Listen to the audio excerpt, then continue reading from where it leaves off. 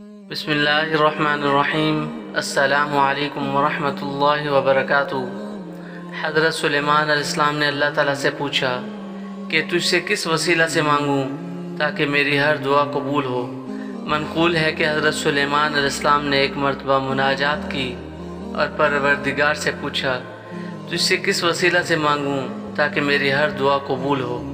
जवाब मिला, उस नाम का वसीला इख्तियार कर जिसके ज़रिए मांगने वाले को हम बेहिसाब अता करते हैं। हज़रत सुलेमान अलैहिस्सलाम ने दरियाफ़्त किया कि वो कौन सा नाम है।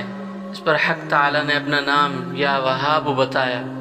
जनाब सुलेमान अलैहिस्सलाम पर यह नाम वाज़ेह हुआ तो आपने इसका विर्द इख्तियार किया और इसकी बरकत से आपको जिन्न और इंस की बादशाहत अता की गई। आज हम आपको एक ऐसा वजीफ़ा बताने जा रहे हैं जिसके पढ़ने से रिज़्क़ की तंगी ख़त्म हो जाएगी, बेरोज़गारी नहीं रहेगी और अगर कारोबार है तो इसमें ऐसी बरकत आएगी कि फिर संभालने से भी नहीं संभलेगा।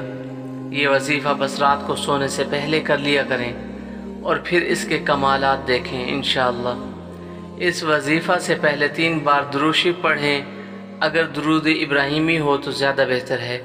इसके बाद या मुजीबू या वहाबू 300 मरतबा पढ़ें और फिर दुरूद शरीफ पढ़ लें। इसके बाद अपनी हाजत के लिए दुआ करें और सो जाएं।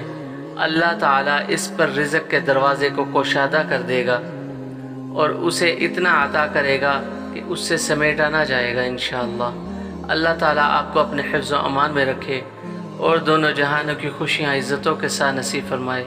आमीन सुम्मा आमीन। वल्लाहु आलम बिस्सवाब।